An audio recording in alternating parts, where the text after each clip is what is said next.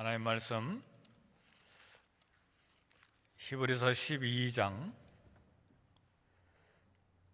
5절에서 11절까지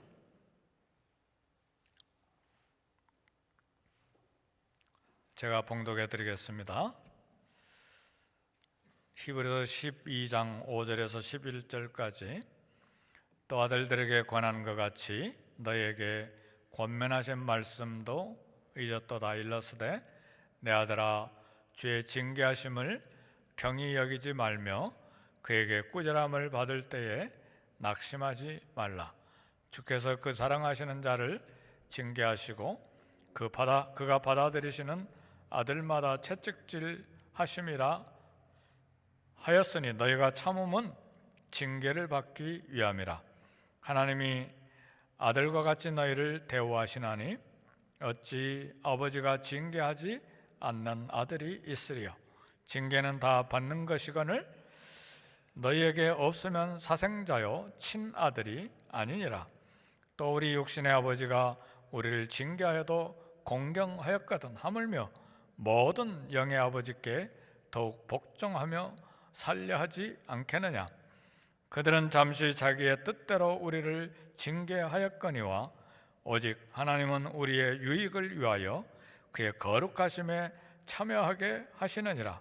무릇 징계가 당시에는 즐거워 보이지 않고 슬퍼 보이나 후에 그로 말미암아 연단받은 자들은 의와 평강의 열매를 맺느니라. 아멘. 오늘 11월 마지막 주일 일부에 배우신 여러분을 주의 이름으로 축복합니다. 우리 서로 인사하실까요? 할렐루야, 반갑습니다. 앞에 뒤에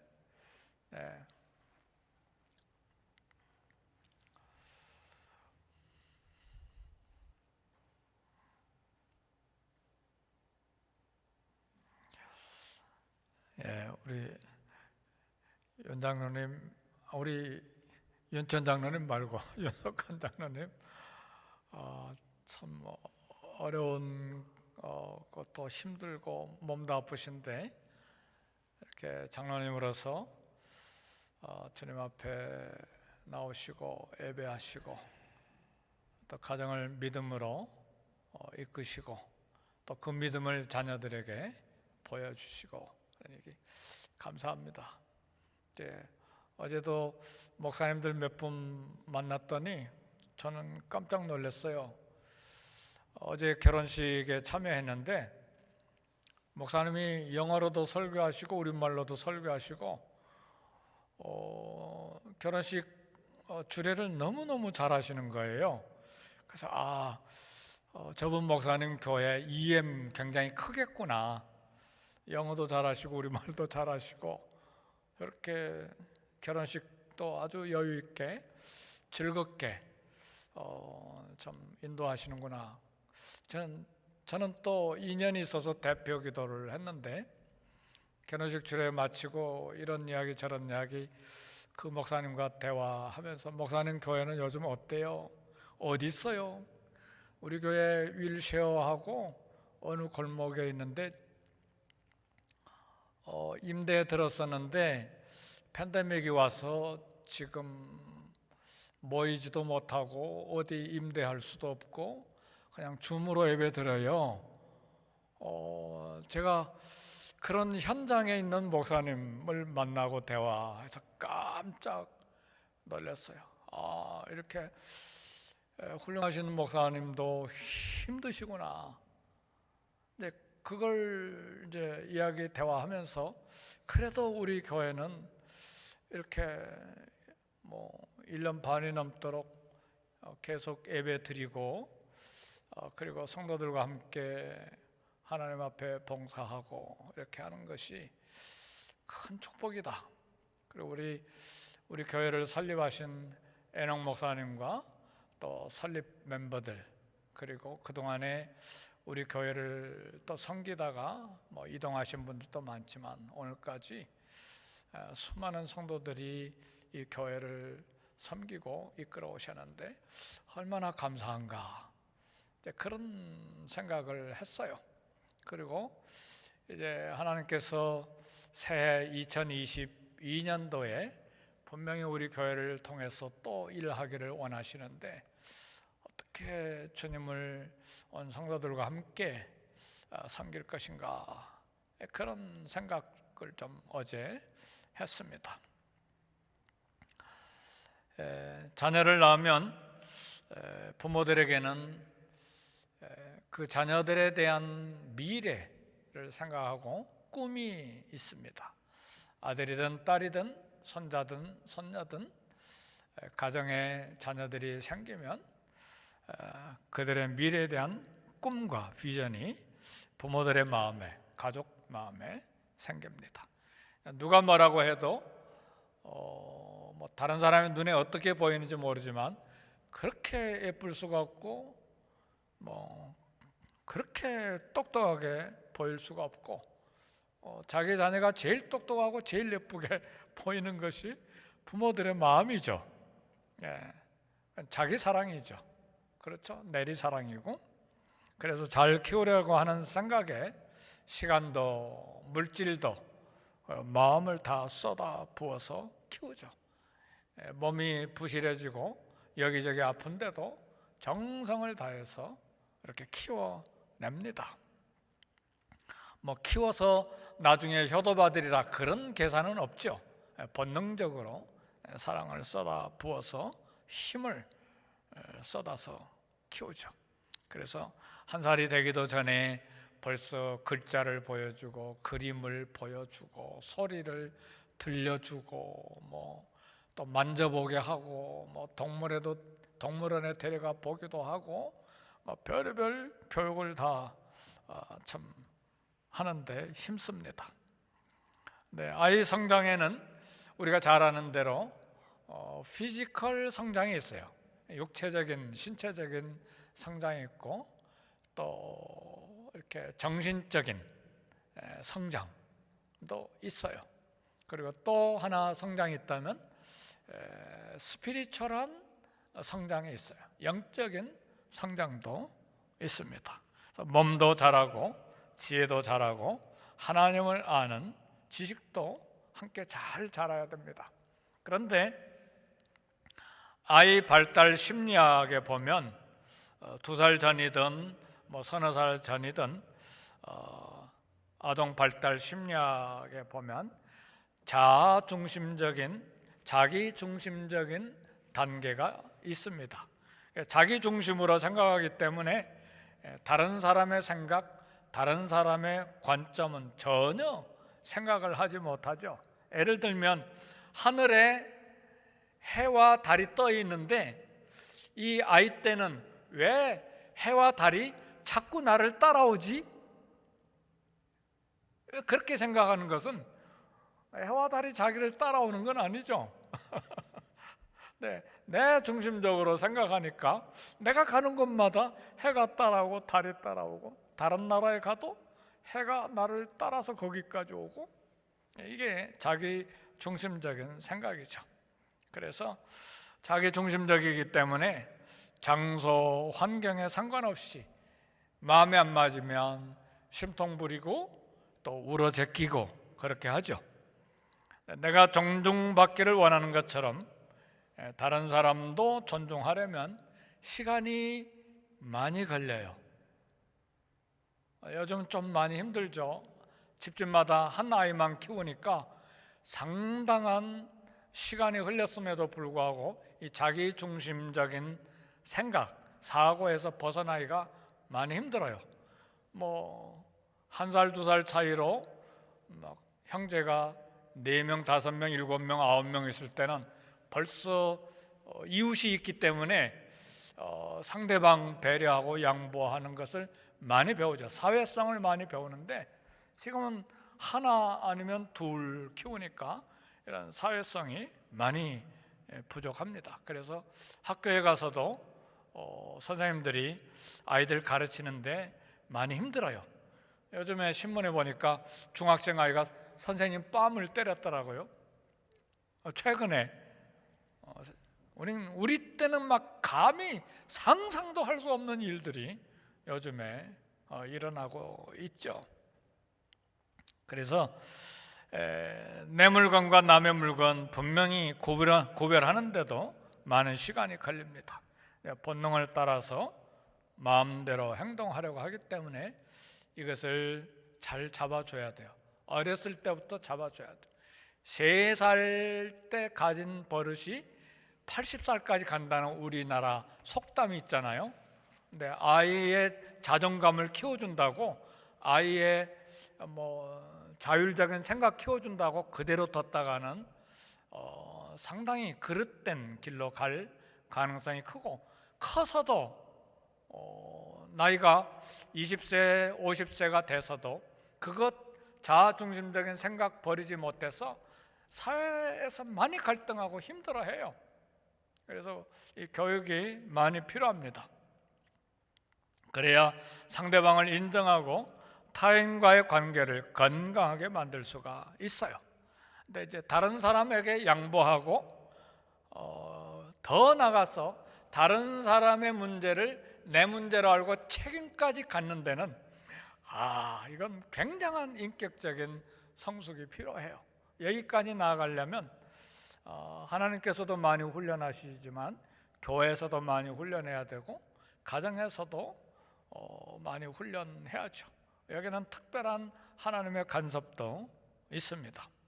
그래서 사람이 철이 들었다는 것은 자신과 남에 대한, 이웃에 대한 구분이 이루어지는 것입니다.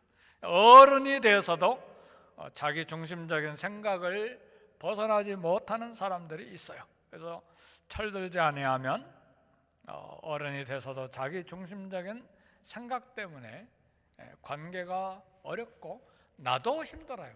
왜 내가 이렇게 힘들까? 대인관계가. 그리고 상대방도 왜 이렇게 반응할까? 이렇게 힘들어요. 이런 성장 과정에 필요한 것이 꾸지람, 징계 혹은 채찍질인데, 하나님께서도 그리스도인들에게 꾸지람과 징계와 채찍질을 사용하세요.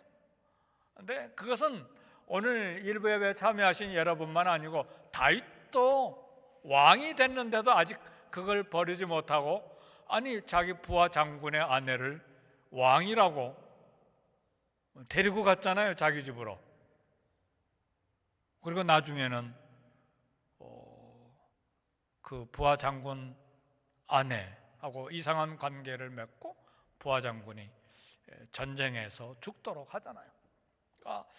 그래서 나를 이렇게 하나님 앞에서 바로 세우고, 그리고 이웃도 바로 세우는 그런 책임감, 그런 리더십을 갖기까지는 많은 훈련이 필요하고, 말씀으로 훈련하고 또 꾸지람도 필요해요. 그래서 오늘 히브리서에는 징계, 채찍질 이런 단어가 나와요. 그래서 징계와 채찍질은 하나님이 우리의 믿음을 연단하기 위한 고난, 환난이 아니라 이건 내 잘못에 의해서 내 인격과 내 행동과 언어와 생각에 부족한 부분을 이렇게 하나님께서 꾸지람하시고 채찍질하셔서 하나님의 사람으로 키워가는 부분에 대해서 오늘 히브리서 기자가 이야기합니다. 5절에 보니까 내 아들아 주의 징계하심을 경히 여기지 말며 그에게 꾸지람을 받을 때 낙심하지 말라 그랬어요. 사랑하는 성도 여러분, 우리 잘 성장합시다. 아멘. 저도 역시 마찬가지고, 그럼 저는 7 형제 가운데 자랐기 때문에 사회성이 많아졌는가? 아니요. 저도 문제가 좀 있어요. 2 아들에 5 여형제가 있었기 때문에 옛날이지만 아버지 어머니가 제가 둘째 아들인데 둘째 아들을 얼마나 좋아해 주셨는지 저는 제가 최고인 줄 알았어요. 그러니까 여자 형제들은 이제 그런 문화가 있기 때문에 지금도 여자 형제들이 저를 끔찍하게 생각해요. 이해가 되시죠? 이런 문화 속에 있기 때문에. 그래서 우리 모든 사람들에게는 이런 가정교육 환경, 배경, 자라는 성장 과정, 사회적인 배경 속에서 온전하게 바로 성장하는 것이 힘듭니다. 그래서 디모데서에서 바울은 말하기를 하나님의 말씀은 하나님의 영감으로 된 것인데 바로 교육하기에 유익하다 그랬어요. 하나님의 말씀은 우리에게 교훈이 되고 훈계가 되고 바른 일을 하도록 하기 위한 의로 교육하기에 유익하다 그랬어요. 그래서 하나님의 말씀이 우리를 꾸지람하고 징계하신다는 사실을 우리는 알아야 됩니다. 그래서 아들아, 내 아들아, 왜 그렇게 말했을까요? 징계라고 하는 단어가 나오니까 히브리서 기자가 다른 세상 사람들을 향해서 미워서 징계하는 것이 아니다, 아들이다. 그래서 My son, 내 아들아, 먼저 아들이라는 그런 말을 하는 거예요. 내가 사랑한다, 내 자식이야. 그러니까 하나님의 징계하심을 가볍게 여기지 말고 또 그에게 꾸지람을 받을 때 낙심하지 말라. 일단은 가볍게 여기지 말라고 그랬어요. 아버지 어머니가 꾸지람하니까 대충 한쪽 귀로 듣고 한쪽 귀로 넘겨버리는 것이 아니라 가볍게 여기지 말라 그랬어요. 하나님이 주시는 고난 꾸지람은 성도를 성도답게 만들어가는 하나님의 방법입니다. 요나 선지자가 불순종으로 멀리 도망갔을 때 하나님이 꾸지람하신 거예요. 회초리를 드신 거예요. 배를 타고 가는데 거대한 풍랑을 만났죠. 그래서 바다에 던져져서 큰 고기가 삼켜버렸죠. 이런 하나님의 꾸지람, 채찍질 가볍게 여기지 말라 그 말이에요. 요나는 선지자로서 금방 알아차렸어요. 그래서 그가 고기 뱃속에서 고백을 합니다. 내가 주의 목전에서 쫓겨났을지라도 다시 주의 성전을 바라보겠나이다. 하나님의 채찍질 때문에 고기 뱃속에서 3일간 고통하면서 금방 깨닫고 내가 주의 목전에서 쫓겨났다고 해도 다시 주의 성전을 바라보고 하나님 뜻대로 살겠습니다. 그런 고백을 하자마자 고기가 해변가에 요나를 다시 토해 놓았죠. 기적이죠. 하나님 꾸지람 하실 때 왜 그런 채찍을 드셨는지 우리 생각해야 됩니다. 주의 징계 가볍게 생각하지 말고 우연히 일어난 일이라 생각하지 말고 가볍게 생각하지 말고 깊게 생각해야 됩니다. 그리고 본문에서 계속 낙심하지 말라, 꾸지람 받을 때에 낙심하지 말라 그랬어요. 아이들은 엄마 아빠가 꾸지람할 때에 밥도 먹지 않고 울고 심통 부리죠. 섭섭하다 그 말이죠. 엄마 아빠 왜 나를 꾸지람해? 근데 엄마 아빠가 괜히 꾸지람하는 건 아니죠. 바로 키우기 위해서 꾸지람하는 것인데 아기는 그 엄마 마음은 이해가 안 되니까 너무너무 섭섭해가지고 밥도 안 먹고 그냥 자버리죠. 엄마 아빠 마음은 얼마나 아프겠어요.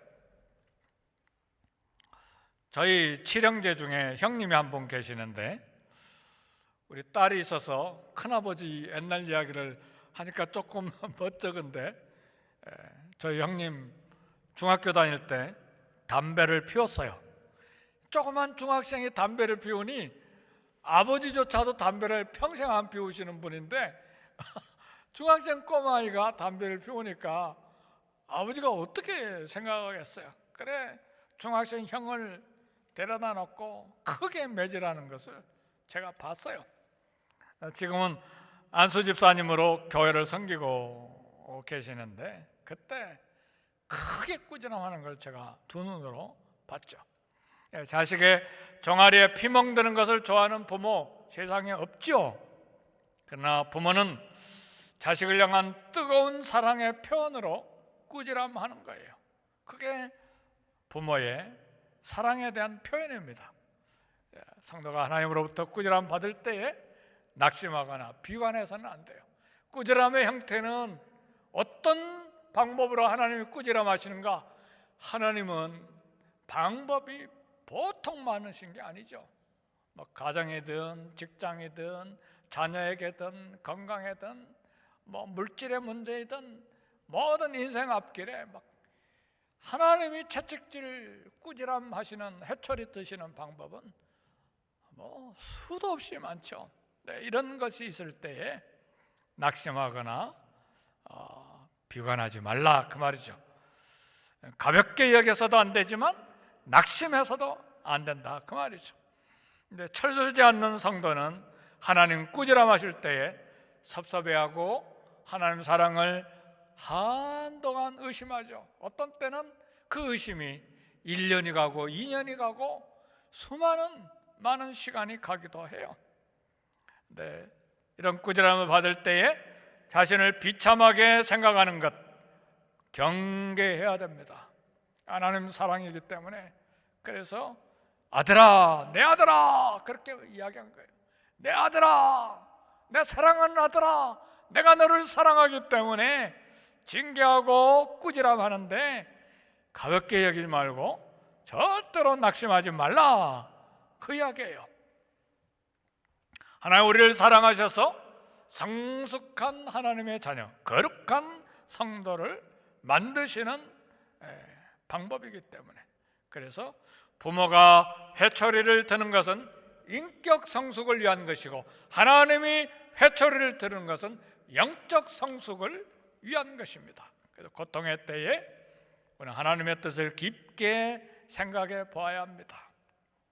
하나님의 마음을 이해하고 불순종의 길에서 하나님께로 돌아와야 되고 멀리 떨어진 신앙 다시 회복하고 하나님께 돌아와야 됩니다. 계속해서 하나님에게 섭섭한 마음 가지고 밥도 안 먹고 투정 부리고 멀리 엄마 아빠 안 보이는데 한쪽 구석에 숨어 있고 그렇게 하지 말고, 그게 철없는 아이잖아요. 근데 장성에서도 하나님 앞에 그렇게 하는 경우들이 많아요. 그렇게 하지 말고 하나님의 뜻을 깊게 생각하고 하나님 마음을 이해하고 불순종해서 멀리 떨어진 신앙에서 다시 돌아와야 됩니다. 그래서 히브리서 기자는 하나님 마음을 대신해서 6절에 이야기합니다. 주께서 사랑하시는 자를 징계하시고 그 사랑하시는 아들마다 채찍질 하심이라. 그랬어요. 자녀들이 잘못된 길로 가고 있는데 아무 행동도 않고 있는 부모, 무관심이죠. 성도들이 죄된 길로 가고 있는데 하나님이 침묵하시면 하나님이 버리신 것이죠. 여기 채찍질의 원어의 뜻은 가볍지가 않아요. 채찍질하면 헬라어의, 그리스어의 살점이 떨어지는 심한 채찍질을 말해요. 채찍에 납을 붙여서 채찍질을 하는 것이기 때문에 살점이 떨어지는 심한 채찍질, 그게 원어의 뜻이에요. 내게 내려지는 회초리가 무겁고 채찍질을 통해서 통증을 느낄 때에 우리는 생각해야 돼요. 하나님이 계속 채찍질하는 이유는 우리가 유산을 상속받을 자녀이기 때문에, 나를 하늘나라 재산을 상속받을 자녀로 인정하기 때문에 그 재산을 상속받으려면 그만한 그런 인격적인 영적인 성숙한 자람이 있어야 되기 때문에 채찍질 하신다 그 말이죠. 믿으십니까? 하나님이 나를 사랑하지 아니하신다면 채찍질을 사용하실 필요가 없는 것이죠. 그래서 대기업 회장의 아들과 딸은 말단 사원부터 시작하잖아요. 제일 밑바닥에서부터 시작하잖아요. 어느 날 갑자기 일도 안 하고 대학 졸업하고 막 과장을 시키고 부장을 시키는 게 아니에요. 그 자식은 망할 수 있는 가능성이 많아요. 제가 브라질에서 봤는데 거기도 자바시장처럼 컴팩상을 많이 하죠. 컴팩상은 브라질 말인 것 같은데 옷을 많이 만드는데 한 교포 성도님이 돈 많이 벌잖아요. 한꺼번에 어마어마하게 돈을 버니까 왜 그렇게 하나요? 자녀에게 막 7만 달러짜리 막 자동차를 사준 거예요. 그러니 이 아이가 이 차 가지고 자랑하고 싶어서 어떡하겠어요? 몸둘 바를 모르고 막 사정없이 몰다가 사고 당한 이야기 들었죠. 하늘나라의 유산을 상속받으려 가면 그만한 인격과 영성이 준비가 돼야 되기 때문에 하나님께서 우리에게 회초리를 준비하신다는 말이죠. 7절에 너희가 참은 징계를 받기 위함이라. 하나님의 꾸지람과 채찍질에 대해 어떻게 우리는 반응해야 되는가? 반응에 따라서 그 채찍질이 유익하기도 하고 고통으로만 끝나버리기도 해요. 하나님의 채찍질에도 여전히 죄짓고 돌아오지 아니한다면 그 채찍질은 아무 쓸데없는 헛된 것으로 끝나는 것이 되고 만다, 그 말이에요. 우리는 채찍질을 받을 때 매맞는 이유가 무엇인지 알고 기도해야 돼요.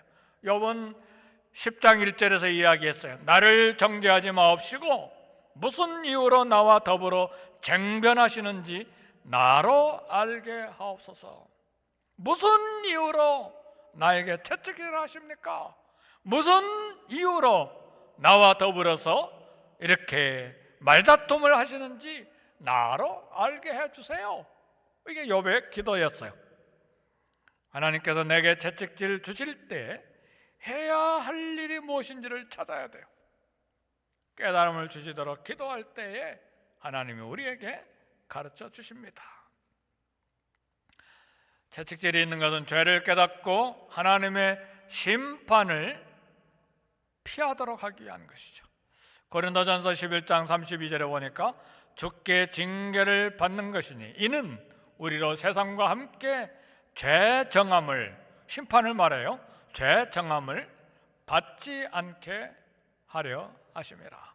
죄 많은 세상과 함께 하나님의 심판, 하나님의 정죄 받지 않도록 하기 위해서 우리를 징계하시고 채찍질 하신다.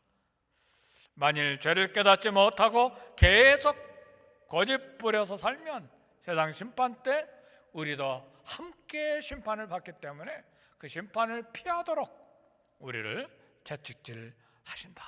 그래서 하나님 앞에서는요, 얼른 깨닫는 대로 얼른 돌아와야 돼요. 우리 자녀들도 엄마 아빠가 매질을 했다고, 꾸지람했다고 방 한쪽 구석에서 밥도 안 먹고 막 며칠씩 지나면 자기만 손해예요. 그렇잖아요. 자기만 배가 고픈 거예요. 히브리서 12장 7절에 하나님의 아들과 같이 너희를 대우하시나니 아들과 같이 우리를 대하신다고 그랬어요. 어찌 아버지가 징계하지 않는 아들이 있으리요. 여기 재밌는 말이 있어요. 여기 어찌 아버지가 징계하지 않는 아들이 있으리요. 이 징계라는 말이 이렇게 막 꾸지람하고 채찍질하고 그런 뜻이 아니라, 징계라고 하는 단어의 그리스어에는 어린아이를 훈련하여 바른 길로 인도한다는 그런 뜻이에요. 징계 그러면 그리스어로 파이디온이온데, 징계라는 어린이가 파이디온이에요, 헬라어로. 그런데 징계라는 이 단어도 파이디오, 똑같아요. 단어가 비슷해요. 어린아이를 훈련해서 바른 길로 인도한다는 그런 뜻을 가지고 있어. 그래서 하나님이 아들과 같이 너희를 대우하신다. 어찌 아버지가 어린아이를 훈련하여 바른 길로 인도하지 않는 아들이 있으리요. 그런 말입니다. 하나님의 회초리는 우리가 하나님의 자녀가 됐다는 표시입니다. 채찍질이 없으면 남의 집 자식이고 사생하죠. 히브리서가 이야기하는 것이죠. 하나님은 자기 자식 아닌 세상 자식에 대한 심판은 세상 끝날까지 미뤄두십니다. 그러나 하나님의 자녀되는 자기 자녀에게는 즉각적으로 회초리를 드신다는 말이에요. 10절에 우리의 유익을 위하여 그의 거룩하심에 참여케 하시느니라. 사랑하는 성도 여러분, 우리의 모든 일들이 순조롭게 잘 진행될 때는 거룩함에 대한 이 관심, 열정이 식어집니다. 그러나 고난의 훈련을 받을 때는 그 고난이 너무 힘들기 때문에 주님께 가까이 하는 열정이 생겨요.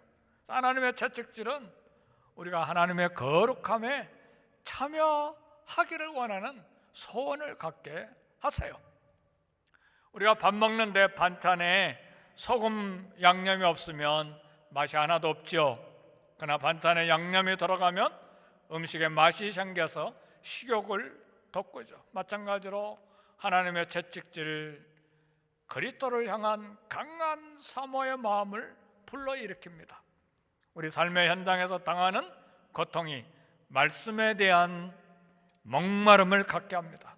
그래서 고난 중에 주님을 부르는 법, 주님의 이름, 하나님의 이름을 부르짖는 법을 배우게 됩니다. 구약 성경의 반복해서 이야기되는 것이 너희 가운데 기근과 전쟁과 전염병이 있을 것이라, 그렇게 이스라엘 백성들에게 반복해서 말씀하시는데, 세상을 향해서, 이스라엘 백성들을 향해서 하나님이 드시는 회초리예요. 그래서 세상에 기근이 있습니까? 전쟁이 있습니까? 전염병이 있습니까? 금방 깨달아야 돼요. 세상을 향한, 하나님의 백성을 향한 회초리예요. 차리던 자녀들은 어머니 아버지 꾸지람 금방 알아차리죠. 영성이 있는 그리스도인들은 하나님의 꾸지람의 손을 적각 깨닫는 감각이 있어요. 그렇지 않고 그냥 대충 믿는 사람들은 세상 일로, 우연한 일로 그렇게 생각하죠. 팬데믹 바이러스가 생기는데 우연인가? 중국 우한에서 그 사람들 책임이야, 그런 소리 하지 마세요. 하나님의 손을 깨닫고 부르짖어야 돼요. 결코 우연이 아니에요. 참새 한 마리도 하나님 허락 없이 떨어지지 않고, 하나님 우리 머리카락까지 다 세우고 계시는데 우연히 전 세계 유행하는 전염병이 생길 리가 없어요. 한 민족의 잘못으로 생기는 게 아니죠. 그들의 실수했든지 그들이 악한 계획을 세웠든지 그것과 상관없이 하나님은 그것들을 통해서 우리에게 꾸지람하시고 채찍질하시고 회초리를 드시는 거예요. 영성 있는 하나님의 자녀들은 하나님의 손을 금방 깨닫고 부르짖는 것이죠. 회개하고 순종으로 반응해야 됩니다. 히브리서 마지막 12장 11절에 연단받은 자들은 의와 평강의 열매를 맺느니라. 운동 경기가 끝난 다음에 선수는 긴장이 해소되는 평강을 누리는 휴식이 있어요. 징계로 연단받은 후에 성도에게도 고요한 평강의 선물을 받습니다. 대장장이가 대장간에서 쇠를 열심으로 망치로 두들기는 것은 단단한 철을 만들기 위한 것입니다. 나의 가는 길은 오직 그가 하시나니 나를 단련하신 후에 내가 정금같이 나오리라. 하나님의 손에서 나오는 회초리, 아프다고 섭섭하다고 낙심하지 말고 잘 받아야 됩니다. 아버지의 꾸지람으로 정금 같은 믿음의 사람들이 되기를 주의 이름으로 축복합니다. 우리 말씀